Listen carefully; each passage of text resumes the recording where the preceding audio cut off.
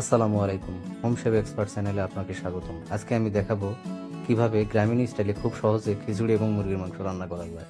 উপকরণ হিসাবে বেছে নিয়েছি আমরা পরিষ্কার করে ধুয়ে নেওয়া আতপ চাল, মুরগির মাংস, মসুরের ডাল।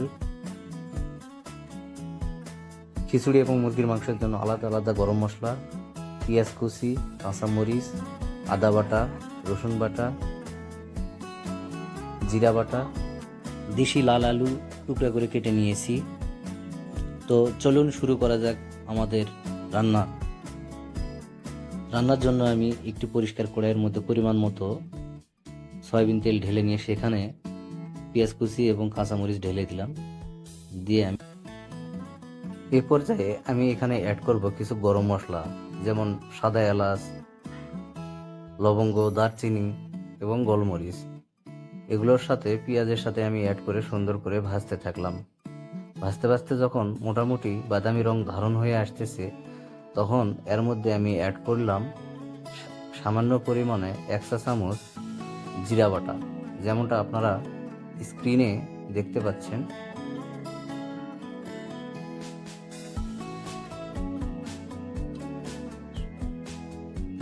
হ্যাঁ, আমি জিরা বাটা 1 চা চামচ দিয়ে দিলাম।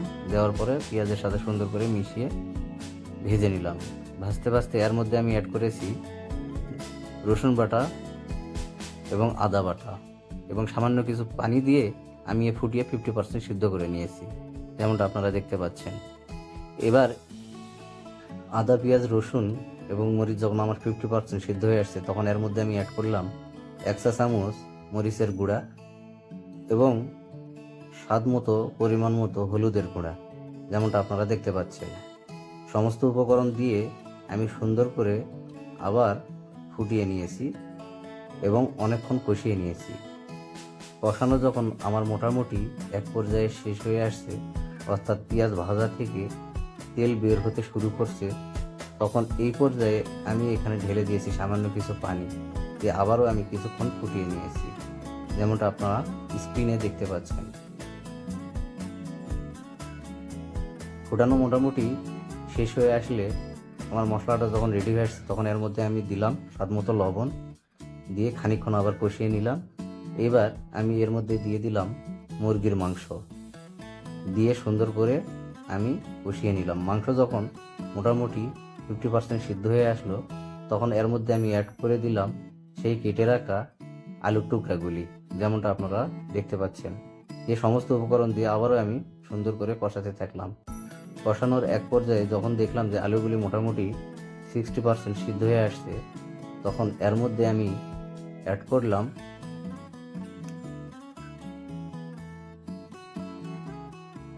1 চা চামচ মুরগির মাংসের মশলা, যেমনটা আপনারা স্ক্রিনে দেখতে পাচ্ছেন।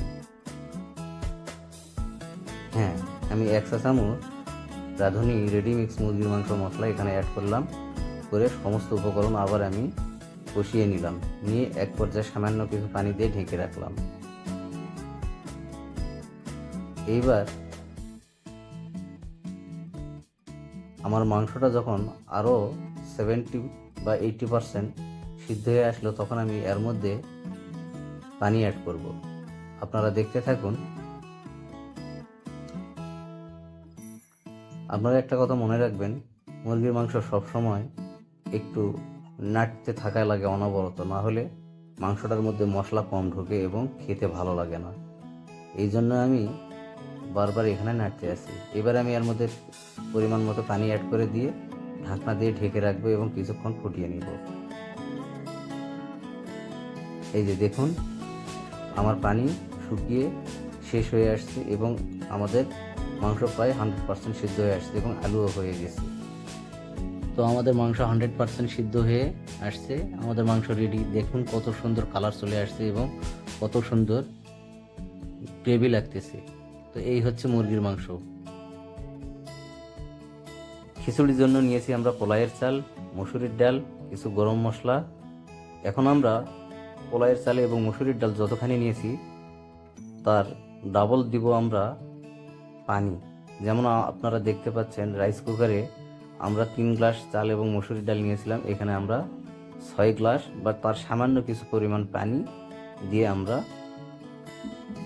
ঢাকনা দিয়ে গরম করতে দিয়ে দিলাম। এবার আমরা খিচুড়ি রান্নার জন্য চলে গেলাম প্যানে। চুলার আগুন জ্বালিয়ে দিয়ে প্যানটাকে গরম করে নিয়ে এখানে আমরা পরিমাণ মতো সয়াবিন তেল নিলাম। সয়াবিন তেল দেওয়ার যখন গরম হয়ে আসবে তখন এর মধ্যে আমরা পেঁয়াজ কুচি এবং অন্যান্য মশলাগুলি অ্যাড করব, যেমনটা আপনারা দেখতে পাচ্ছেন। এখানে আমরা দিলাম কয়েকটা কাঁচামরিচ। এখন আমরা দিব সামান্য কিছু পানি। পানি দিলে হয় কি, পেঁয়াজটা ভাজতে সহজ হয় এবং তাড়াতাড়ি হয় এবং তাড়াতাড়ি গলিয়ে যায়। এটা একটা রান্নার টেকনিক। এর মধ্যে আমরা দিলাম 1 চামচ রসুন বাটা, 1 চামচ জিরা বাটা এবং 1 চামচ হলুদের গুঁড়া।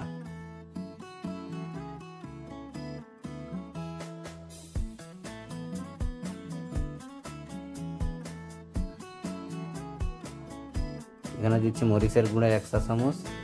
যে সমস্ত উপকরণ আমরা সুন্দরভাবে ভেজে নিব।